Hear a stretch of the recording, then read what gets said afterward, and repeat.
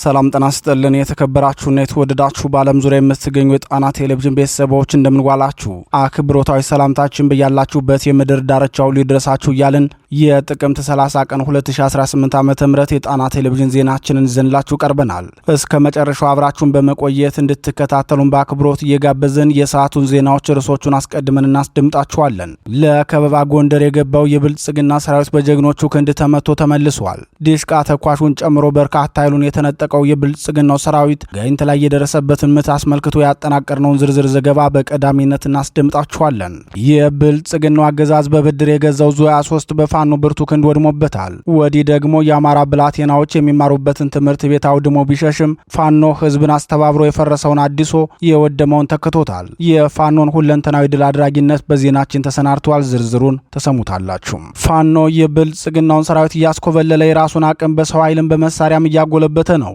ከወር በፊት ጽንፈኛውን አዳክመን በትነነዋል ሲሉ የነበሩት የስድስተኛ ዙ ዋና አዛዡ ዛሬ ግን የራሳቸው ሰራዊት ተበትኖ አድሮባቸዋል። ከተበተኑት መካከል የተወሰኑ በፋኖ መዋቅር ውስጥ ገብተው ያስታጠቃቸውን ኃይል መልሰው ሊወጉት ተነስተዋል። ይህን የተመለከቱ የዙ አንድ አመራር መንግስቱ ኃይለማርያም ሊወድቅ ሲል የነበረውን ክስተት አስታወሰኝ ሲሉ የሚመሩትን ሰራዊት ቁመና ገልጸውታል። ዜናችን ዝርዝር አሰናድቶበታል። ማይካድራ ልጆቿን በግፍ ከተነጠቀች ዛሬ 5ኛ ዓመት ሆኗታል። በባህር ዳሩ ብልጽግናም ሆነ በአዲስ አበባ ብልጽግና ጭምር ክደት የተፈጸመባቸውን የማይካድራ ሰማዕታትን በዜናችን ዘክረናችኋል። ህወሓት አምርራ የምትጠላውን የፋኖ መሪ ለምን በዚህ መጠን ጠልታ ለወዳጆቿም እንዳስጠላችሁ በዚሁ ዜናችን ተመልክተነዋል። ክቡራትና ክቡራን የጣና ቴሌቪዥን ቤተሰቦች እነዚህንና ሌሎች ለሰዓቱ የተመረጡ መረጃዎችን አሰባስበን ያሰናዳነው የዕለቱ ዜናችን ከዚህ ሰዓት ጀምሮ ወደ እናንተ መቅረብ ይጀምራል። በድጋሚ እስከ መጨረሻው አብራችሁን ቆዩ እያልን በቀጥታ ወደ ዝርዝር ዘገባው እናልፋለን።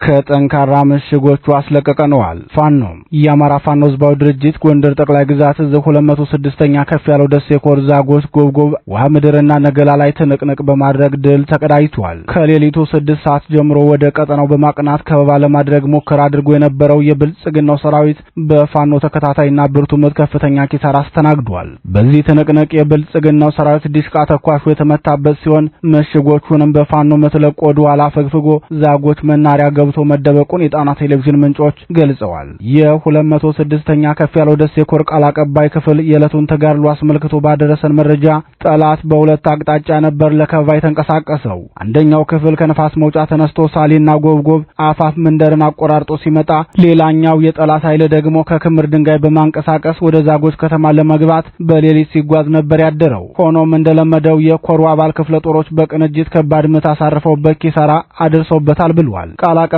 ክፍሉ አክሎም ይህ ሰራዊት ዛሬ ጥቅምት 30 2018 ዓ.ም ከንጋቱ 12 ሰዓት ጀምሮ ግራባና ምንጫ ምንጭ ጎብጎብ ውሃ ምድርና ክምር ድንጋይ ላይ ሲገባ የአፋር ጎንደር ጠቅላይ ግዛት እዝ 206ኛ ከፍ ያለው ደሴ ኮር አካል የሆኑት ተራራው ራስ ጉና ክፍለ ጦርና አንበሳው ጋይንት ክፍለ ጦር በቅንጅት ባደረግነው ውጊያ ከፍተኛ ቁጥር ያለው ኃይሉ ተመቶበታል። ጠላት ከምን ጊዜውም በላይ ያለ የሌላ ኃይሉን ተጠቅሞ የሞት የሽረት እንቅስቃሴ ላይ ቢሆንም በሁሉም አውደ ውጊያዎች ያሰማራውን የሰውና የትጥቅ አቅም ከመበላት አላደነው።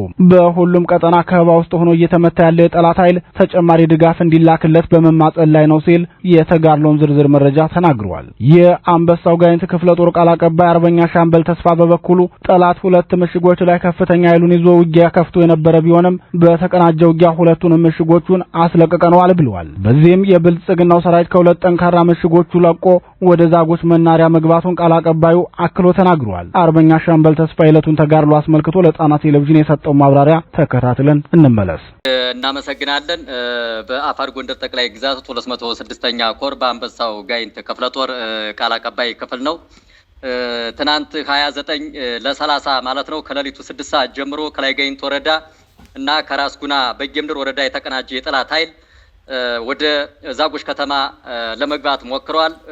ከገባ በኋላም ጊዮርጊስ ቤተክርስቲያን አካባቢን፣ የማርያም ቤተክርስቲያን አካባቢን፣ የስላሴ መውረጃ አፋፍ አካባቢንና ደንኮርኮ ተራራ የሚባል አካባቢዎችን በዋናነት ከዚህ በፊት ምሽግ ይዞባቸው የነበሩ ቤተክርስቲያኖችን ይዞ ካደረ በኋላ ንጋት ላይ ፋኖ የራሱን ተግብ የሚል ቦታውን ከያዘ በኋላ የውጊያ መልስ በመስጠት እስካሁን ውጊያ ላይ ይገኛል። በተለይ ዋናውና ሰንሰለታማ አድርጎ የሚጠቀምበትን ከዚህ በፊትም የጊዮርጊስ ቤተክርስቲያን ምሽግን የ206ኛ ኮር የተራራው ራስ ጉና ክፍለ ጦርና የአንበሳው ጋይንት ክፍለ ጦር በመቀናጀት ጊዮርጊስ ተራራ ይዞት የነበረው ምሽግ ላይ ጥቃት በማድረስ ከዲሽቃ ምድብ ላይ ከፍተኛ ጉዳት ስለደረሰባቸው ለጊዜው የተጣራ መረጃ በዝርዝር ደርሰን እስከምንገልጽ ግን ጉዳት ስለደረሰባቸው ጉዳታቸውን ይዘው ወደ መሃል ከተማ መናኸሪያ የሚባል አካባቢ ላይ ሰፍሮ ቆይቶ አሁንም ተጨማሪ ጥቃቶች ዙሪያውን እየተሰነዘሩበት በመሆኑ ከከተማዋ እየወጣ አሁን ባለበት ላይ ደንኮርኮ ተራራ የሚባል ከባድ ውጊያ ላይ እያደረገ ይገኛል ማለት ነው። ይህን ሲያደርግ ደግሞ እጅግ በጣም አስነጓሪ የሆነ ድርጊቱን ፈጽሞ ለመውጣትም የተወሰነ ጊዜ አግኝቶም ችሏል። ይህ ምንድነው? በዓለም አቀፍ ሕግን በጣሰ መንገድ የወርልድ ቪዥን ለህፃናቶችና ለአጥቢ እናቶች የወርልድ ቪዥን የአልሚ ምግብ አምጥቶ ስቶር ላይ የነበረ የፋፋና የፕላምፕሌት አውጥቶ ለአንዳንድ ህዝቦች ደርሰንላችኋል ተረባችሁ ቆይታችሁ ስለነበረ በማለት እርዳታ አሰራጨን በማለት የፖለቲካ ዲስኩሩን በአጋጣሚ ለመፍጠርም ለመስጠትም የቻለበት ሁኔታና ሙሉውን የሆነ ነገር ጊዜ አግኝቶ የፖለቲካ ስራውን የ2018 የምርጫ መቀስቀሻ ለማድረግ አስቦት የነበረውን የዓለም አቀፍ ረድኤት ድርጅትን ስቶር ከፍቶ እርዳታ ሰጥቷችሁ በሚል አንድ ያታደለበትና የፖለቲካ ዲስኩር የሰራበት ነበረ። ከዚሁ ጋር ተያይዞም የላይጋይንት ኤፍኤች ፕሮጀክት የጊዜያዊ እርዳታ ፕሮግራም ስቶር ከፍቶ ስንዴ ለሁለት ቀበሌዎች ቀበሌ 1 እና ቀበሌ 2 ለሚባሉ ከዚህ በፊት ረስቶት የነበረውን ጥይት ሲያቅመው የነበረውን ህዝብ በጦር እጎጃ ለማጥፋት በአማራ ህዝብ የዘር ማጥፋት እጎጃ ላይ ጥይት ሲያቅመው አምር ሲያቅመው የነበረውን ህዝብ ዛሬም ደግሞ ደርሰንልሃል የማስመሰል የፖለቲካ ዲስኩሩን በመስራት እርዳታ ሰጥቻለሁ በማለት ስቶር ከፍቶ በተለይ የአማራ ብልጽግና አስፈጻሚዎች አንዳንድ አመራሮች አብረው በመኖራቸው ይህንን የማስመሰል የማጭበርበር የምረጡኝ ቅስቀሳ ለመስራት እንደ አጀንዳ አድርገው ይጠቀሙበት የነበረውንም ይህንን ዓለም አቀፍ ህግን ጥሰት የተላበሰ ወንጀል ወይም አሳፋሪ ድርጊታቸውንም ሰርተው አሁን ላይ ጊዜም ባለማግኘታቸው ኪሳራቸውን ተሸክመው የቆሰለና የተመታ አስከሬናቸውን ጭነው ከከተማዋ እየወጡ ደንኮርኮ የሚባል ተራራ ላይ አናስወጣም በማለት በዛኛው ክንፍ ያለው የፋኖ ኃይል በውጊያ ላይ ይገኛል አሁን ማለት ነው።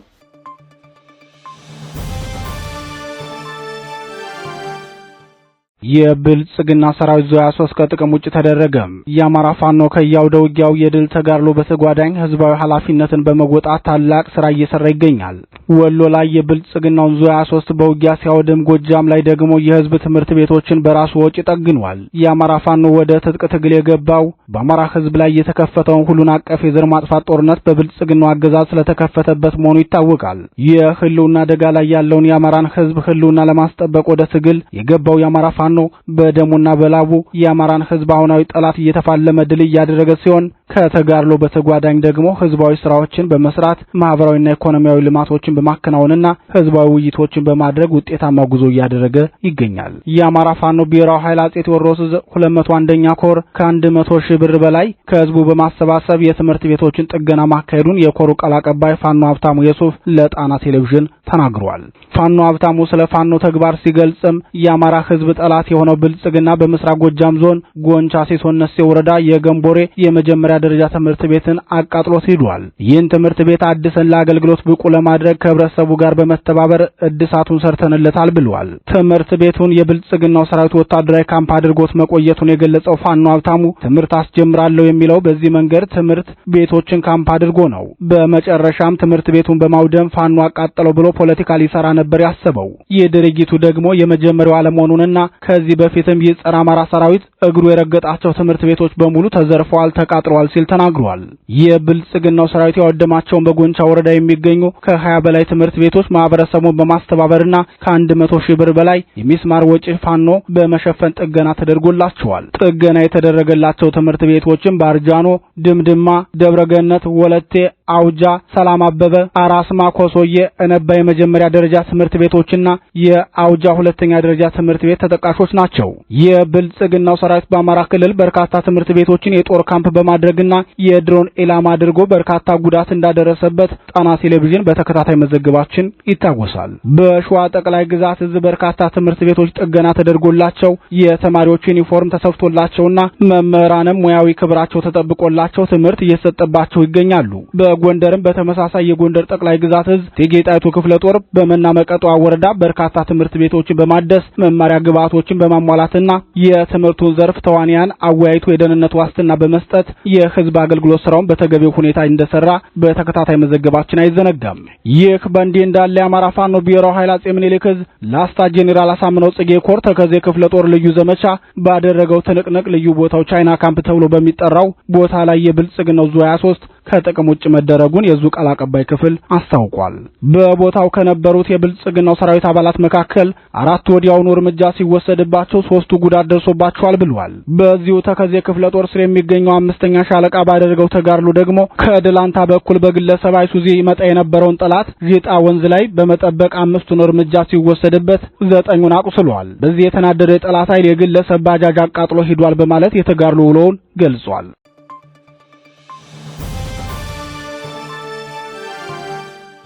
ፋኖ በአዲስ ሰራዊት ተጠናክሮ ቀጥሏል። የአማራ ህዝብ የሉና ትግል በአዲስ ሰልጣኝ የሰራዊት አባላት ተጠናክሮ እየቀጠለ ሲሆን አጼ ቴዎድሮስ እዝ የኮማንዶ አባላትን አስመርቋል። የብልጽግናው 6ኛ እዝ አባላትም ከስርዓቱ በመውጣት የአማራ ፋኖን ትግል ተቀላቅለዋል። የአማራ ፋኖ ብሔራዊ ኃይል አጼ ቴዎድሮስ እዝ 3ኛ ጎጃም አገው ምድር ክፍለ ጦር ስር የሚገኘው ጊዮን ብርጌድ ለተከታታይ 6 ወራት የኮማንዶ ሳይንስን በተግባርና በጽንሰ ሐሳብ ደረጃ ሲያሰለጥናቸው የቆዩ እጩ ኮማንዶዎችን አስመርቋል። ለተመራቂ ኮማንዶዎቹም የግዳጅ ተልኮ መመሪያን ሰጥቶ ወደ ዘመቻ አሰማርቷል። ይህ በእንዲህ እንዳለ ተነስ ታጠቅ ዝመት ለእናትህ ለተደፈረች እህትህ በግፍ ለታረደ ወንድም በሚል መሪ ቃል የአዲስ ሰራዊት ምልመላ ጥሪ ያቀረበው አፋባ አጼ ምኒልክ እዝ ወታደራዊ ስልጠና መምሪያ ስር የአርበኛ ኮማንዶ ዳንኤል አለሙ ማሰልጠኛ ማዕከል በአንደኛው ቀጠና አዳዲስ የተቀበላቸው ምልምል ሰልጣኞቹን ወደ ስልጠና አስገብቶ እያሰለጠነ መሆኑን አስታውቋል።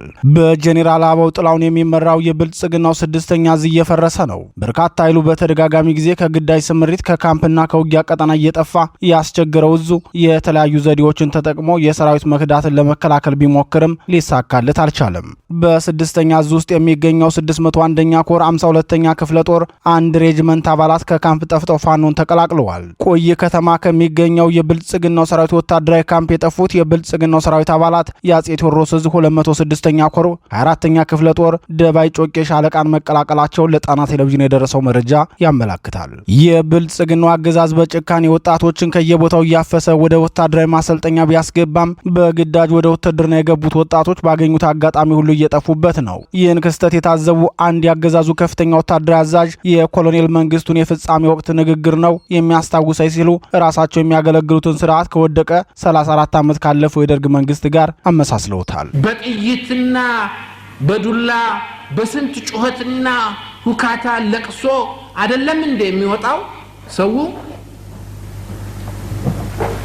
አይደለም ወይ? ከመኪና እየወረደ ገና ጦር ሜዳ ሄጄ ጥይት ይገለኛል ብሎ በማሰብ ነፍስ ለማዳን ሌላ ነገር ነው። በራሱ እየወረደ ሲያበቃ በመኪና መንገድ ላይ የሚሞት ሰው ነው የሚላክልን። በጠቅላላውም ባይሆን ባመዛኙ መጀመሪያ ነገር ከተሰበሰበበት ማዕከል ይሸሻል። ከዛ በመንገድ ላይ ይሸሻል። ከዛ ከማሰልጠኛ ይሸሻል። ከዛ ከጦር ግንባር ይሸሻል። ምን እናድርግ?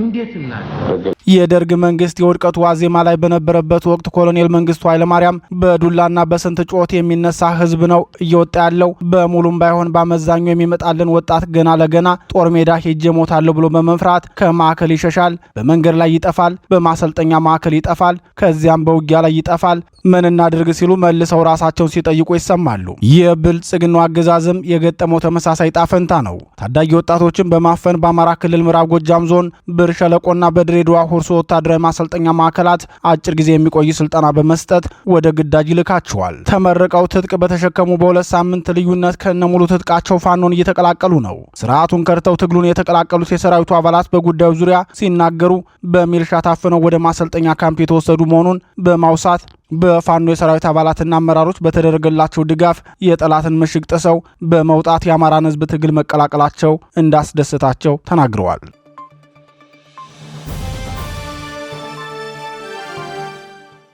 የተዘነጉት የማይካድራ ሰማዕታት ድህረ 1983 የአማራ ህዝብ መከራ በየፈርጁ የታየበት ሲሆን በአርባ ጉጉ፣ ጨለንቆ፣ አሰቦት፣ ገዳምና ወለጋ ከተፈጸሙት ሁሉ በከፋ መልኩ በአማራ ህዝብ ላይ ጅምላ ፍጅት የተፈጸመው በወልቃይት ጠገዴ ምድር ነው ቢባልም ማጋነን አይሆንም። ጎንደር ዩኒቨርሲቲ በ2014 ዓመተ ምህረት ያስጠናው አንድ ዳጎስ ያለ ጥናታዊ ሰነድ አለ።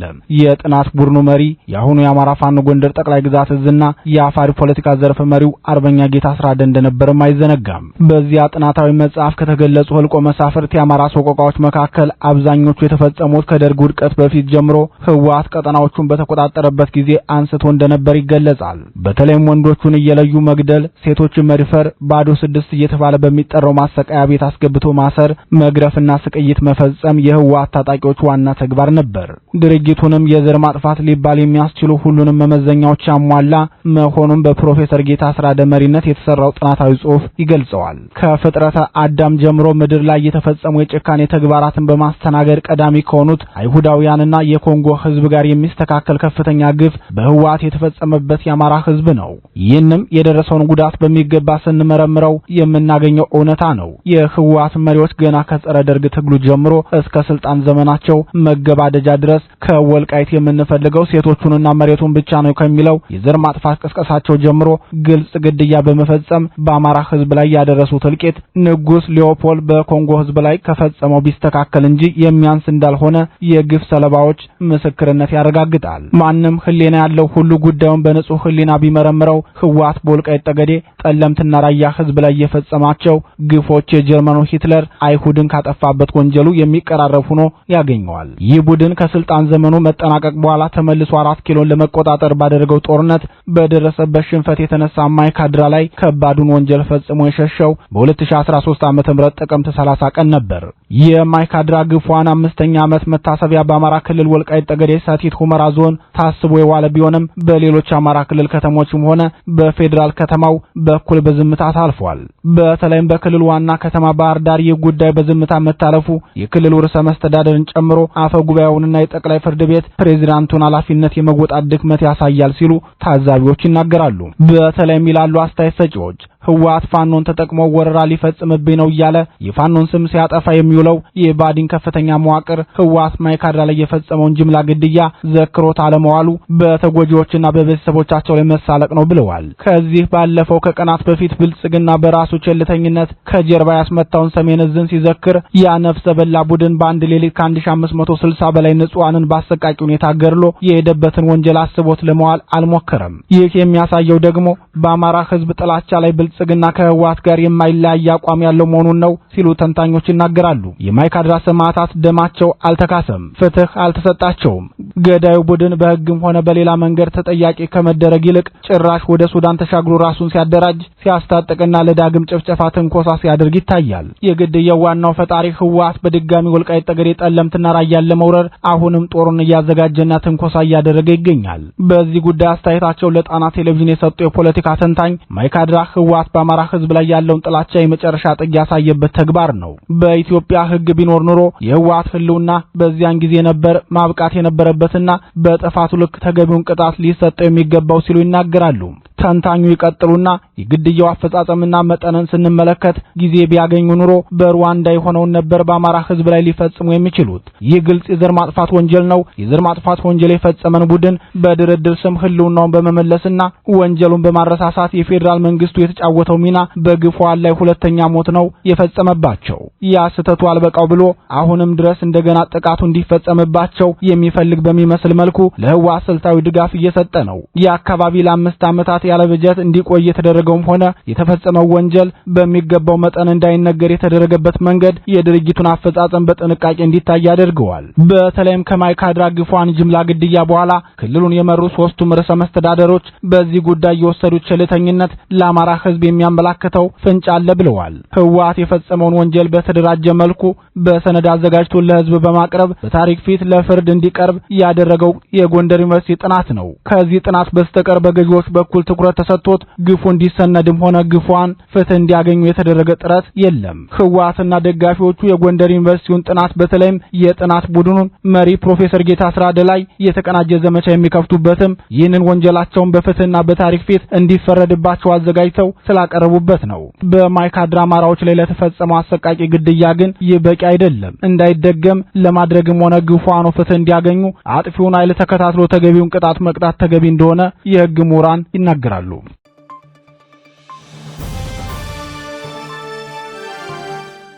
ክቡራትና ክቡራን የጣና ቴሌቪዥን አድማጭ ተመልካቾቻችን የጥቅምት 30 ቀን 2018 ዓ.ም ዜናችን የተከታተላችሁትን ይመስል ነበር። በዚሁ ተሰናበትን። ጤና ይስጥልን።